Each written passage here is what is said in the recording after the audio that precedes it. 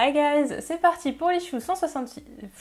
Hi guys, c'est parti pour l'issue 170 de The Walking Dead. Michonne, Eugène, Yumiko, Magna et Siddiq sont en route pour rencontrer Stéphanie et arrivent donc à la fin de la zone sécurisée. Yumiko dit qu'elle n'a jamais été plus loin que ça dans le nord et est totalement excitée à l'idée d'aller vers l'inconnu. Cependant, Eugène remarque que Michonne a l'air préoccupée. Celle-ci lui répond que les paroles de Yumiko l'ont inquiétée parce que c'est vrai qu'après cette zone, personne ne sait ce qui se passe. Pendant ce temps-là, Alexandria, Rick demande à Jesus de surveiller Dwight pour lui. Jesus demande à Rick si vraiment Dwight est un danger pour lui. Rick répond qu'il ne sait pas, mais c'est vrai que par le passé, quand même, Dwight a montré quand même que c'était une personne qui était quand même très loyale à Rick. Il ajoute qu'il espère que c'est vraiment un mauvais passage dans la vie de Dwight et que c'est pour ça qu'il a fait un tel acte, mais ajoute quand même qu'il n'en est pas vraiment certain.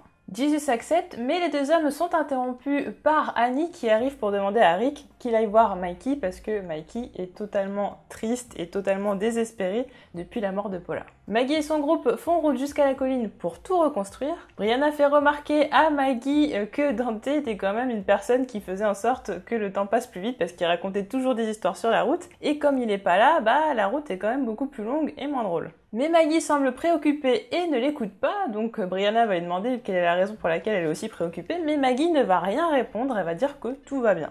Évidemment, on se doute bien que Maggie se demande comment se débrouille Dante avec Negan. On revoit Negan, enfin, et celui-ci se bat contre des rôdeurs, donc il se bat avec un couteau, tout en insultant les zombies parce que voilà, ils essayent de le tuer quand même. Et chose importante, il décide de garder son fusil, surtout les balles de son fusil, pour les vivants, c'est-à-dire pour les personnes qui pourraient lui vouloir du mal. Y aurait-il donc un risque que Negan s'en prenne à Dante, sachant qu'en plus Dante le suit de pas très loin et en plus à cheval, donc peut-être potentiellement fait beaucoup de bruit, et potentiellement peut-être que Negan a pu remarquer sa présence. Laura est au courant des menaces que Dwight a fait à l'encontre de Rick et tente de le raisonner. Elle lui explique qu'elle connaissait son histoire avec Cherry et que elle ne peut pas vraiment savoir ce qu'il ressent parce qu'elle n'a jamais été avec quelqu'un plus d'un an ou deux, mais que cependant elle le connaît et que pour elle, il vaut beaucoup mieux que ça. Laura lui dit très clairement qu'il n'aurait jamais dû menacer Rick et Dwight répond en disant que le problème que lui se pose, c'est qu'en fait il aurait aimé aller beaucoup plus loin. Dwight explique qu'au début il suivait Negan parce qu'il le pensait nécessaire, il se disait que c'était la personne qui ferait des choses que personne d'autre ne ferait pour protéger les siens. Et effectivement, dans les Negan, on se rend compte quand même que même si Dwight au début était un petit peu réticent à suivre Negan, par la suite il le suit en pleine confiance, jusqu'à qu'il découvre que finalement Negan était quand même un homme très nuisible. Dwight va alors déclarer sous la stupéfaction de Laura que Negan et Rick pour lui sont la même personne. Dwight fait donc comprendre à Laura que Rick est pour lui devenu nuisible. Rick est allé comme promis aller consoler Mikey qui là vient de perdre sa mère alors qu'il y a quelque temps il avait perdu aussi son père. Il lui fait comprendre que tout le monde est là pour lui et que tout le monde a perdu quelqu'un et que par conséquent tout le monde peut comprendre sa peine. Rick commence à avoir les larmes aux yeux, on sent qu'il parle d'Andrea et commence à avoir des paroles qui sont assez peu réconfortantes. Il lui dit que malheureusement les choses n'iront jamais mieux et qu'il se demandera toujours comment les choses auraient été si la personne était encore en vie. Rick et Mikey étant très affectés, ils vont tomber en larmes dans les bras l'un de l'autre. Michonne et son groupe arrivent totalement à la fin de la zone sécurisée et demandent à la personne du royaume qui les avait accompagnés jusque-là s'il savait ce qu'il y avait par la suite. Néanmoins, l'homme va répondre qu'après cette zone, il n'a aucune idée de ce qu'il peut y avoir. William a amené à la colline du matériel que le royaume avait rassemblé pendant un an en vue d'une expansion. Maggie, elle a dit qu'elle peut totalement pas accepter tout ça de la part de William parce que forcément ils en auraient besoin pour cette fameuse expansion, mais William lui répond que la colline en a bien plus besoin qu'eux. Comme attendu, Negan retourne là où il a enterré sa batte, Lucille. Il se recueille en lui disant qu'elle lui manque et que même si ça peut avoir l'air pathétique parce que ça n'est qu'un morceau de bois, c'est tout ce qui lui restait. On sent quand même la grande solitude de Negan qui n'a plus personne et n'a plus rien, et on sent que Dante a l'air de le prendre quand même en pitié. Le groupe de Michonne s'arrête pour la nuit et Siddiq va prendre le tour de garde. Alors que Eugène se prépare à dormir, là il voit Yumiko et Magna en train de faire des cochonneries dans leur petit sac de couchage. Néanmoins cela le rend triste puisque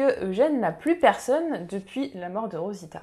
Et soudain, le camp se fait attaquer par des rôdeurs et Michonne et Siddiq se retrouvent très rapidement en difficulté. Eugène va sauver la vie de Siddiq et le reste du groupe va achever les derniers rôdeurs. Siddiq se fait réprimander par tout le groupe parce qu'il a quand même pas assuré son tour de garde et remercie Eugène pour lui avoir sauvé la vie. Avec tout le bruit qu'il y a eu et les coups de feu, il est temps maintenant pour le groupe de se déplacer. De retour à Alexandria, Jesus propose à Aaron d'emménager ensemble à la colline. Jesus dit qu'il pourrait quand même aider à la reconstruction, mais Aaron dit qu'il n'a pas recouvert à 100% de ses blessures et qu'il ne sait pas s'il sera à nouveau utile pour quoi que ce soit un jour. S'ensuit un dialogue romantique, un petit jeu taquin entre les deux, et au final, Jesus va avouer à Aaron qu'il l'aime, à sa grande stupéfaction. Le groupe de Michonne arrive à Pittsburgh et Magna s'inquiète, se demande s'il ne faudrait quand même pas contourner la ville parce qu'il pourrait y avoir quand même beaucoup de rôdeurs. Eugène répond que ça n'est absolument pas nécessaire puisque le problème des grandes villes était les denses populations et que maintenant que les populations se sont un peu éparpillées un petit peu partout, il y a quand même beaucoup moins de risques de rôdeurs. Le groupe est stupéfait de trouver la ville entièrement vide et ça en devient même effrayant. Néanmoins, ils n'oublient pas de prendre leurs précautions et installent leur camp en haut d'un toit afin qu'aucun rôdeur ne puisse les atteindre.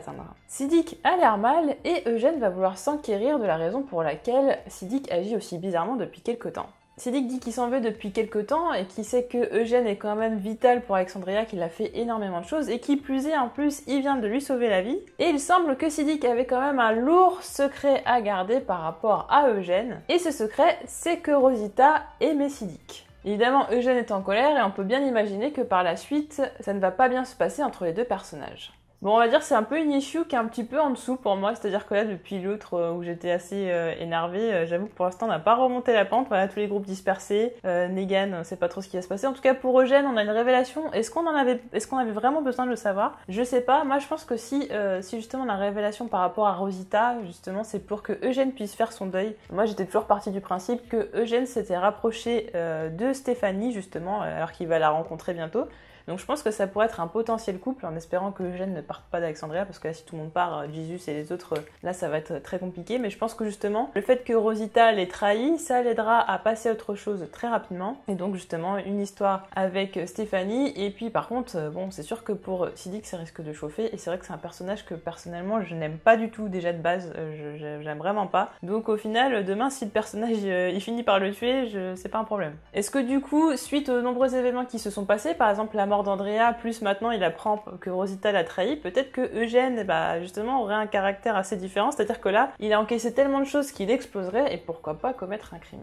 On peut s'inquiéter de voir que Dwight n'a pas du tout envie de revenir en arrière et que justement quand il dit qu'il a fait ses menaces mais qu'au final il aurait voulu aller encore plus loin, c'est vraiment problématique le fait qu'ils se disent que Rick ressemble à Negan parce qu'au début il suivait aveuglement, il avait l'impression que c'était quelqu'un qui faisait les choses bien et qu'au final au bout d'un moment il s'est rendu compte que c'était un tyran et qu'il faisait des mauvais choix, là vraiment c'est vraiment problématique et ce qui fait que bon même si Dwight a laissé Negan partir apparemment par rapport à Rick, ça pourrait être très très différent, surtout qu'en plus c'est lui qui a tué Cherry. Alors est-ce que c'est vraiment les choix que fait Rick que Dwight remet en cause ou est-ce que c'est vraiment par rapport au fait qu'il a tué Cherry? Moi je pense qu'il est pas du tout objectif et que Dwight avant quand même suivait totalement Rick, mais c'est vrai qu'on l'a vu quelques fois quand même contester ses choix, notamment à chaque fois que Rick a laissé faire Negan. Du coup moi je me demande, même si Dwight voulait faire quelque chose, est-ce qu'il ferait un acte seul? Parce que j'ai l'impression quand même qu'il y a personne qui y suivrait, parce que notamment Laura qui a l'air quand même d'avoir des sentiments pour lui, elle le suivrait pas si elle faisait quoi que ce soit contre Rick, et qui plus est, est-ce qu'elle va le dénoncer ou pas? Je ne sais pas. En tout cas il faut s'inquiéter, sachant qu'en plus Jesus et Aaron partiraient, c'est-à-dire qu'il resterait plus personne à Alexandria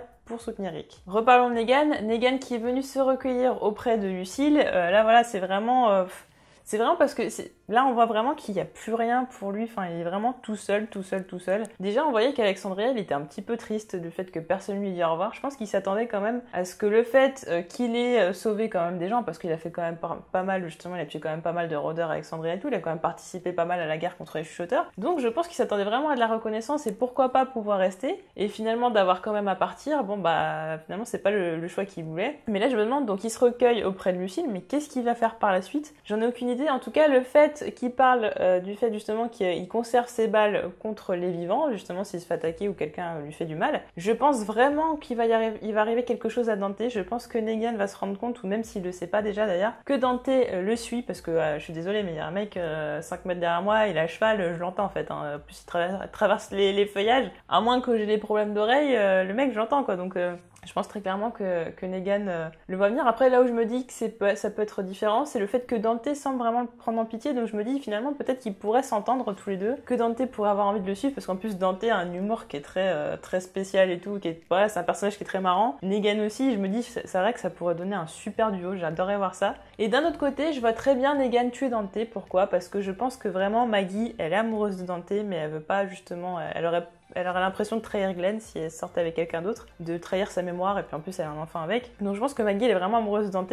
Et du coup, si Negan tue Dante parce que, je sais pas, par accident il se retourne et par accident il le tue parce qu'il croit que c'est quelqu'un qui lui veut du mal, par exemple Beta ou je ne sais qui, sachant que Beta est encore en vie mais qu'on n'entend pas parler, je pense qu'il est probable que Negan se retrouve face à face avec Beta, et pourquoi pas un combat à mort, et dans ces cas-là plus de Negan, plus de Beta, et ce serait dommage. Surtout que Rick est en mauvaise position aussi, donc ça fait beaucoup trop de personnages qui mourraient, ce serait très compliqué. Mais en tout cas, ouais, je vois très bien Negan tuer Dante, et du coup ce qui ferait que Negan aurait tué non seulement Glenn, mais en plus Dante, ce qui fait que ça donne une excellente raison pour Maggie de devenir complètement cinglée et d'aller le buter. Et là du coup on réglerait la situation, on finirait tout l'arc Negan par Maggie qui finirait par tuer Negan, et ça honnêtement je l'espère pas. Enfin, on retrouve une grande ville, on retrouve Pittsburgh parce que tout simplement, donc ils vont se rendre vers, ce que disait Stéphanie, c'est qu'apparemment ils sont dans l'Ohio, donc en fait ils remontent tout, mais ça fait quand même Pittsburgh, c'est vraiment très loin. Donc en termes de temps, je sais pas trop, en termes d'échelle de temps, je trouve ça un petit peu bizarre parce que Jesus parle de 4 jours qu'il a surveillé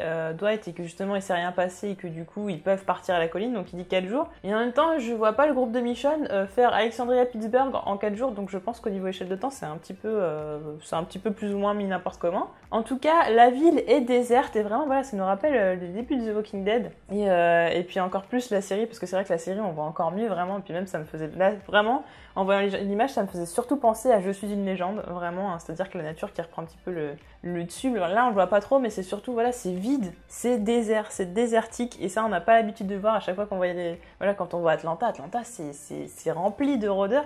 Et là, c'est totalement vide, c'en est même effrayant, il n'y a plus de vie, ni de mort, il n'y a pas d'animal, il n'y a rien, il ne se passe rien, il y a juste le vent, les papiers.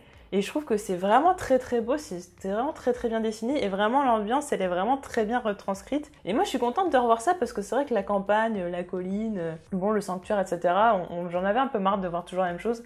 Et là, de revoir une ville, bah honnêtement, ça me fait du bien, et je pense quand même qu'il va y arriver quelques bricoles à tous ces personnages, mais en tout cas, je trouve que c'était vraiment quelque chose de nécessaire, et franchement, c'était très bienvenu. C'était très bien fait, surtout. Voilà pour l'issue 170 de The Walking Dead. Évidemment, on se retrouve pour l'issue 171 le mois prochain.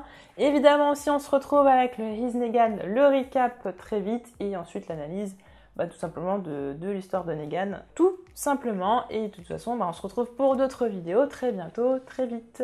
Des bisous. Salut.